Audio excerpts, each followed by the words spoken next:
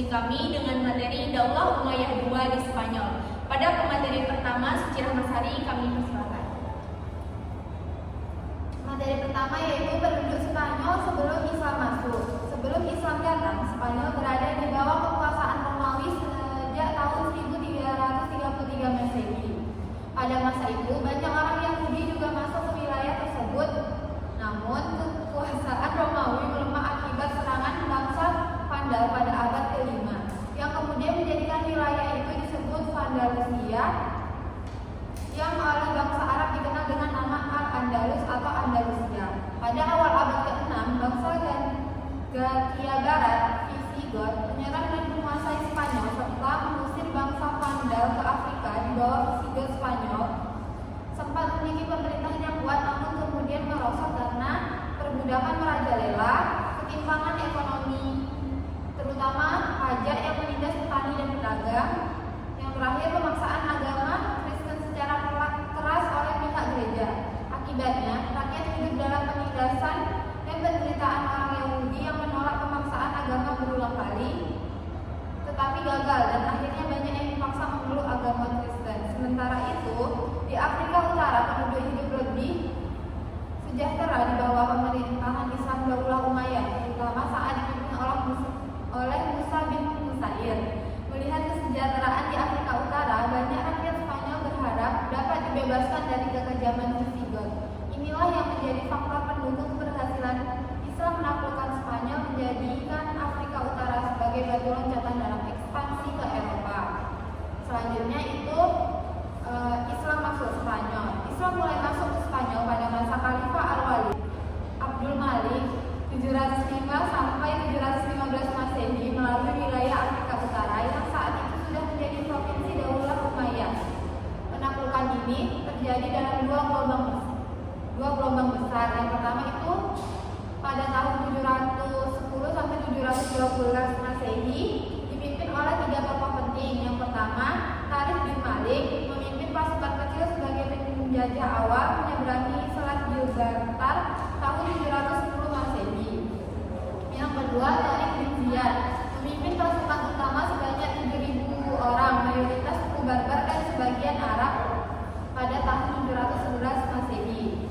Yang ketiga, Musa bin Nusair menyusul Tariq dengan pasukan tambahan 5.000 orang yang menaklukkan beberapa kota seperti Sidonia, Sevilla, dan Merida, dan kemudian bergabung dengan Tariq di Toledo. Bersama-sama mereka menguasai hampir seluruh wilayah penting Spanyol. Yang gelombang kedua itu pada tahun 717 Masehi dipimpin oleh Al-Samah pada masa Khalifah Umar bin Abdul Aziz. Dia berusaha menembus wilayah Prancis Selatan melalui pegunungan Pyrenees, namun gagal dan gugur pada tahun 720 Masehi. Saya kembalikan ke moderator. Baik, saya lanjutkan. Yang selanjutnya ada faktor-faktor yang memudahkan penaklukan Spanyol. Yang pertama, faktor internal, ada kepemimpinan. Para pemimpin dan prajurit Islam adalah orang-orang pilihan yang kuat, kompak, dan termotivasi oleh ajaran Islam untuk berjuang. Yang kedua, ada faktor eksternal, ada kondisi keagamaan. Penguasa Gallia tidak toleran terhadap aliran agama lain, memaksa penganut Yahudi untuk dibaptis yang menyebabkan ketidakpuasan. Selanjutnya ada kondisi sosial. Masyarakat Spanyol terbelah dalam sistem kelas, menciptakan ketidakadilan dan kemiskinan sehingga rakyat menunggu kedatangan pembebas. Selanjutnya ada kondisi politik. Wilayah Spanyol terpecah menjadi kerajaan kecil dan pemerintahan yang lemah di bawah Raja Roderick yang menghadapi konflik internal. Terakhir ada kondisi ekonomi. Perekonomian Spanyol dalam keadaan buruk dengan banyak tanah terlantar dan pajak tinggi, sementara penguasa hidup mewah. Kondisi-kondisi ini menyebabkan tentara Roderick yang terdiri dari budak dan masyarakat tertindas yang memiliki semangat untuk berperang melawan umat Islam. Banyak dari mereka bahkan membantu perjuangan umat Islam. Selanjutnya ada komposisi penduduk Spanyol. Penduduk Andalusia atau Spanyol terdiri dari berbagai suku, antara lain Arab, Berber, Spanyol asli, dan Yahudi. Bangsa Arab dan Berber datang sejak penaklukan Islam atas Spanyol. Keturunan Arab terbagi menjadi dua kelompok besar, Arab Utara yang bermukim di Toledo, Saragossa, Sevilla, dan Valencia, serta Arab Selatan, suku Yamani yang banyak tinggal di Garando, Cordova, Sevilla, Murcia, dan Badajoz. Orang Spanyol sendiri terbagi menjadi 3 kelompok yang sudah memeluk Islam, yang tetap beragama asal tapi mengadopsi budaya Arab, disebut Spanyol Mustaribah, dan yang tetap berpegang pada agama nenek moyang mereka, Nasrani. Banyak dari kelompok Nasrani ini menjabat sebagai pejabat sipil, militer, dan pemungut pajak dengan kebebasan beragama yang relatif luas. Secara keseluruhan, komposisi penduduk Andalusia sangat beragam dengan interaksi budaya dan agama yang kompleks, yang kemudian berubah drastis akibat proses reconquista atau penaklukan kembali ke wilayah oleh kerajaan Kristen yang berlangsung dari abad ke-8 hingga 1492 Masehi, yang berujung pada pengusiran atau pemaksaan pindah agama bagi umat Muslim dan Yahudi di Spanyol. Materi selanjutnya akan disampaikan oleh Tara. Selanjutnya, periodisasi Daulah Umayyah di Spanyol. Pemerintahan Islam di Spanyol berlangsung selama lebih dari 7 abad dan secara umum dibagi dalam 4 periode utama. Yang pertama, periode utama 710 sampai 755 Masehi. Masa ini ditandai dengan instabilitas politik karena terjadi 20 kali pergantian gubernur dalam 45 tahun. Terjadinya banyak konflik internal, termasuk perang saudara antar elit politik Muslim. Ancaman juga datang dari wilayah utara yang dikuasai sisa-sisa musuh Islam. Masa ini berakhir dengan datangnya Abdullah al-Rahman al-Dakhil pada tahun 755 Masehi. Periode kedua 766 sampai 912 Masehi. Dipimpin oleh penguasa bergelar Amir yang tidak tunduk pada Khalifat Abbasiyah di Baghdad. Terdapat 7 Amir diantaranya Abdurrahman, Hisham, Hakam, Abdurrahman II, Muhammad, Munzir, Abdullah. Periode ketiga 912 sampai 1012 Masehi. Dipimpin oleh 4 khalifah utama yaitu Abdurrahman III, Hakam II, Hisham II, Muhammad II. Periode keempat 110 sampai 1492 Masehi.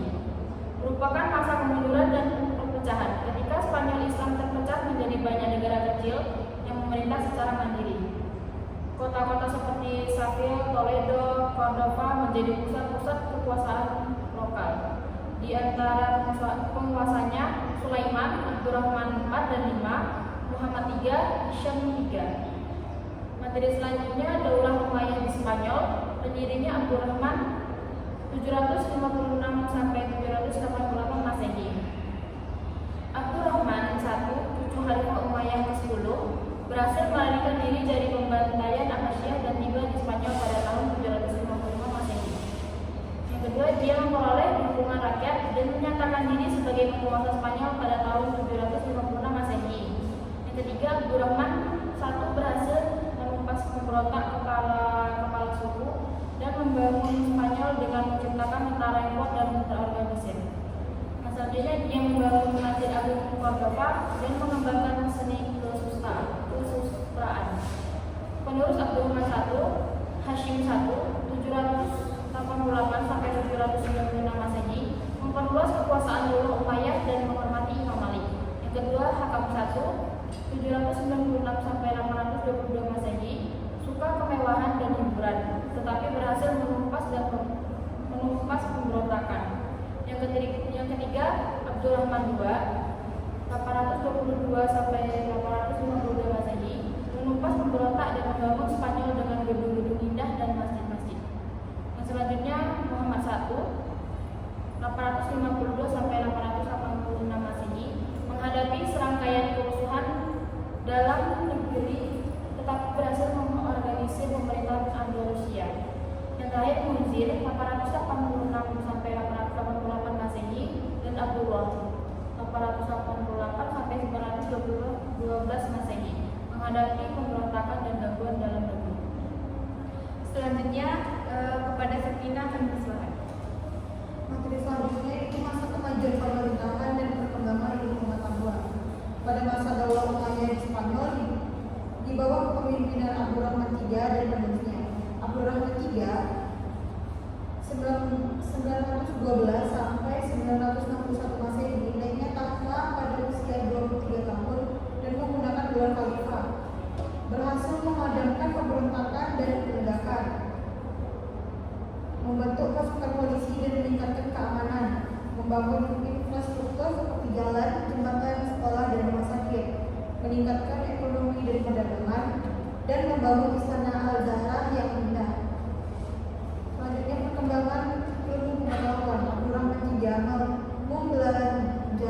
sepertiga dari pendapatan negara untuk kemajuan ilmu pengetahuan, kesenian, kebudayaan. Banyak karya orang Yunani diterjemahkan ke dalam bahasa Arab. Universitas-universitas berkembang dengan pesat. Spanyol memiliki 75 perpustakaan. Selanjutnya ada penulis Abdurrahman III. Yang pertama ada Hatem II, yaitu pada tahun 961 sampai 976 Masehi. Penguasa yang adil, bijak, dan penuh pengertian, meningkatkan keamanan dan toleransi terhadap agama lain. Yang kedua ada Hisham II. Pada tahun 1906 sampai 1010 Masehi, penguasa yang lemah, kekuatan dipegang oleh Muhammad bin Abi Amir atau Al-Mansur. Al-Mansur pada tahun 976 hingga 1010 Masehi, penguasa Spanyol yang kuat dan efektif, mengorganisasi tentara dan meningkatkan kekuatan militer, meningkatkan ekonomi dan perdagangan, menyambung ilmu pengetahuan, kesenian dan kebudayaan, serta membangun infrastruktur dan meningkatkan kemakmuran rakyat. Selanjutnya, perkembangan ilmu pengetahuan di Spanyol Islam atau Andalusia. Yang pertama ada ilmu filsafat. Perkembangan pesat dimulai pada masa Al-Hakam II yang menyimpulkan karya-karya filsafat dari timur. Tokoh-tokoh pentingnya yaitu Ibnu Bajjah, Ibnu Tufail, dan Ibnu Rashid. Yang kedua ada ilmu sains. Tokoh pentingnya Ahmad bin Ibas, Umi Al-Hasan binti Abi Ja'far, Abbas bin Farnas, Ibrahim bin Yahya Al-Naqas. Yang ketiga sejarah dan geografi. Ibnu Jubair itu menulis tentang wilayah Mediterania dan Silikia. Ibnu Batwa, Ibnu Khaldun. Ilmu fikih, mazhab Maliki dominan di Andalusia diperkenalkan oleh Ziyad bin Abdul al-Rahman. Hasim I mendukung penyebaran mazhab ini. Ibnu Hazm awalnya mempelajari mazhab Maliki lalu berpindah ke mazhab Zahiri setelah mempelajari karya Munzir bin Said al-Balkhuti. Ilmu musik dan kesenian, tokoh utama Zaryab Al-Hasab bin Nafi, yaitu musisi, komponis, dan pendidik musik. Yang keenam ada arsitektur. Cordova yang dibangun kembali dan diperindah oleh Abu Rahman Al-Dakhil. Masjid Jami Cordova dibangun pada tahun 768 Masehi, menjadi ikon arsitektur Islam setelah jatuh ke tangan Kristen. Lalu kota Al-Zahra dan Al-Nasr. Selanjutnya kembalikan kepada moderator. Baik, materi selanjutnya ada masa kemunduran pemerintahan dan faktor-faktornya. Masa kemunduran pemerintahan Islam di Spanyol ditandai dengan munculnya Muluk Al-Tawaif atau negara-negara kecil yang bebas dari pemerintahan pusat setelah runtuhnya kekhalifahan Umayyah sekitar tahun 1013 Masehi. Terjadi seringnya pergantian khalifah melalui kudeta dan perebutan kekuasaan yang melemahkan kesatuan politik. Faktor-faktor kemunduran utama meliputi konflik internal sesama muslim, perpecahan politik dan perang saudara antar kerajaan kecil, mengurangi kekuatan Islam secara keseluruhan meskipun beberapa pusat peradaban baru muncul. Selanjutnya konflik dengan Kristen, penguasa muslim membiarkan umat Kristen mempertahankan hukum dan adatnya sehingga Kristen tetap kuat dan akhirnya melakukan serangan balik yang berhasil merebut wilayah Islam secara bertahap. Yang ketiga ada kesulitan ekonomi. Konflik berkepanjangan mengalihkan perhatian dari pengelolaan ekonomi, menyebabkan kemunduran ekonomi dan melemahkan kondisi politik dan militer. Terakhir ada letak geografis terpencil. Spanyol yang berada di ujung barat dunia Islam sulit mendapat bantuan dari pusat kekuasaan Islam di Asia dan Afrika saat menghadapi serangan Kristen. Setelah runtuhnya kekuasaan Umayyah, muncul dua dinasti Islam besar, Murabitun dan Muwahhidun, yang sempat menguasai sebagian wilayah, tetapi akhirnya kalah oleh pasukan Kristen. Pada 1492, kekuasaan Islam hanya tersisa di Granada di bawah Bani Ahmar yang akhirnya menyerah kepada Raja Ferdinand dan Ratu Isabella, menandai berakhirnya kekuasaan Islam di Spanyol.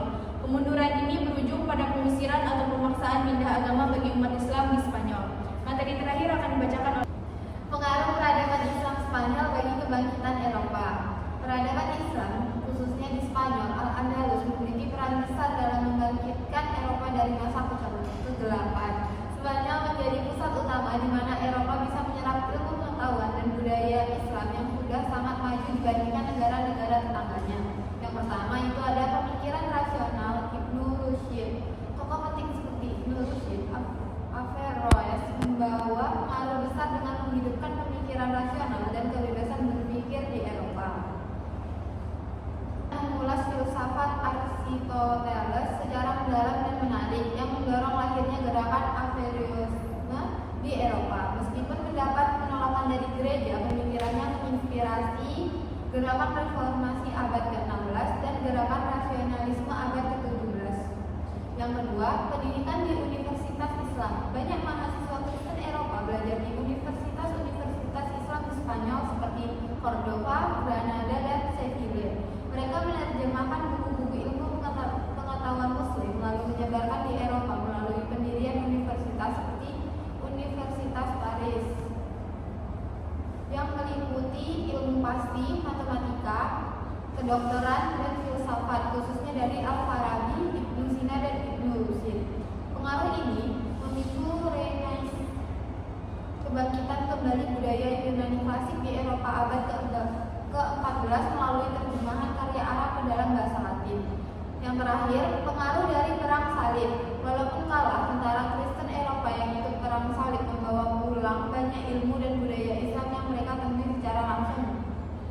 Mereka belajar tentang teknologi militer, seni dan arsitektur, industri dan pertanian, kesehatan, astronomi dan perdagangan, dan yang terakhir etika dan sikap hidup umat Islam. Sekian dari saya benar-benar moderator. Baik, berakhirnya materi terakhir. Berakhir juga presentasi dari kami. Mohon maaf bila ada kesalahan dan kekurangan. Kami tutup. Wassalamualaikum warahmatullahi wabarakatuh. Yeah, Bobby Valentino.